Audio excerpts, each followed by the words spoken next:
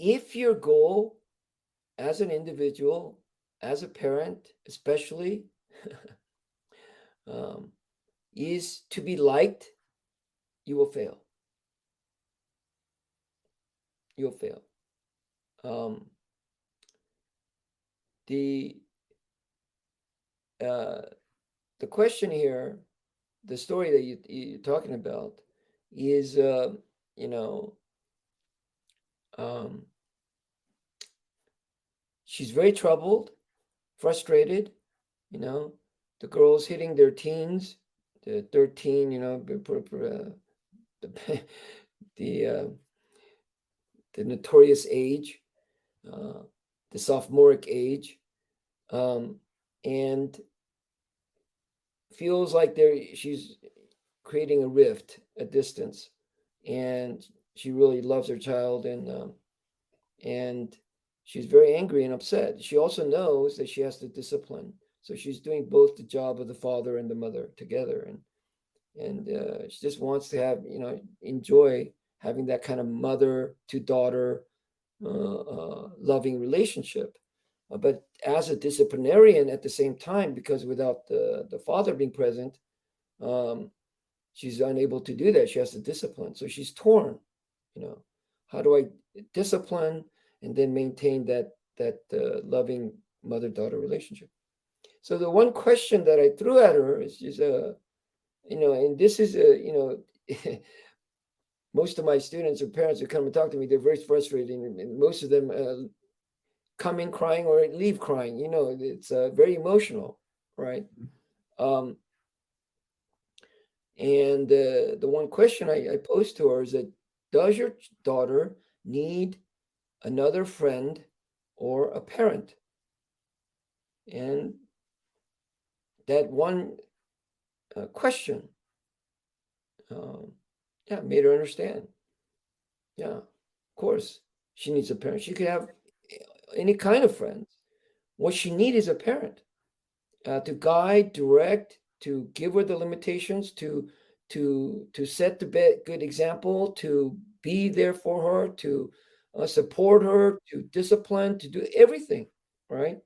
You need a parent, and you know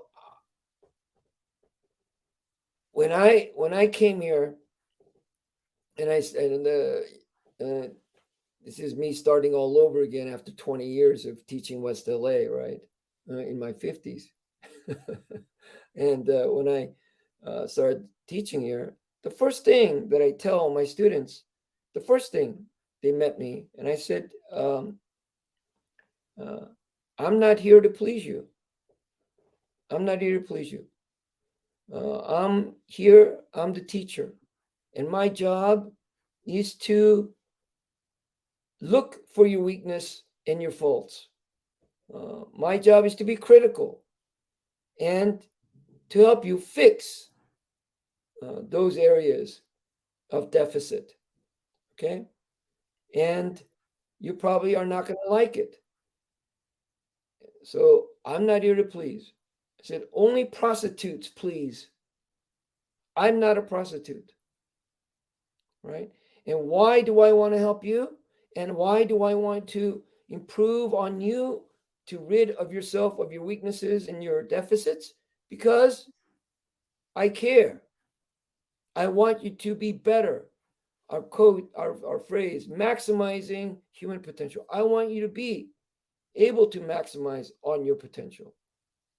So, well, with that said, what does that mean? Most of my time as a teacher, most of the time is disciplining. I spend most of the time disciplining. And most of the time I go home, I'm thinking, oh boy, I lost another student. you know, I lost another student. And um, um, the ones who remain, you know, you 20 years, I had students 30 years that's still with me. I had another student just come back after 30 years, um, from my college years, and he just returned 30 years, and he just came back in his 50s, married with 3 kids, started training again, back from white belt again. And they've achieved and done incredible things. Now, once again, um, you know, personally, for me, why not? I want to be liked. Who doesn't want to be liked? Who doesn't want lots of friends? But that's not our job as teachers or parents. Being a leader, being a teacher or parent, it's a lonely job. It's lonely. When you also are maintaining a path of conviction, and you have strong sense of what's right, it's hard to keep and maintain friends or students, people close. That's the price, right? So is there a balance?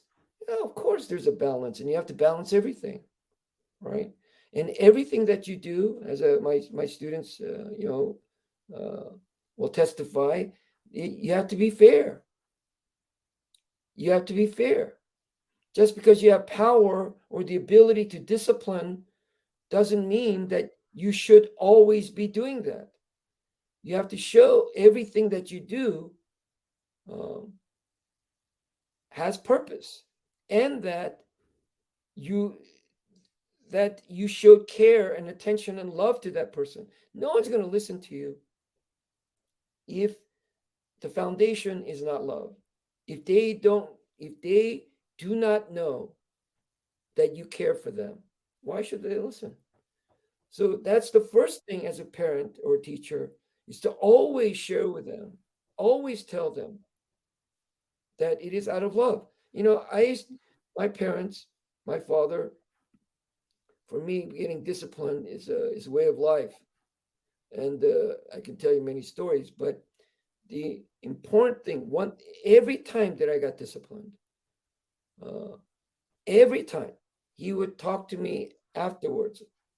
He would give me about 30 minutes or whatever for me to, lick my wounds. then he'd come up and sit down and talk to me and have that talk of father-son talk, that it hurts him more, that it hurts you. And I love you, and I want you to be better. And this talk was so important. And I didn't know how important it was to my adulthood. Okay. But that is what kept me straight. Because if he just disciplined me, and that's all I got from him, and he never took that time, I'd end up in a different path, one that would be not so good. Sure. You'd end up hating him, possibly. Hate, resentment, which would bring negative emotions, and I would do also negative things and lash out toward other people. Mm-hmm. I would go down a dark path, and that's many people, many kids who grow to be, and as children who grow also to be bullies, who take pleasure or in hurting other people, many times unintentional. They don't know why. They want to stop, but they can't because they're hurting. And that was so you have the physical, you have the mental, and you have the emotional. And you must make sure that you cultivate, nurture, strengthen, and heal all those areas.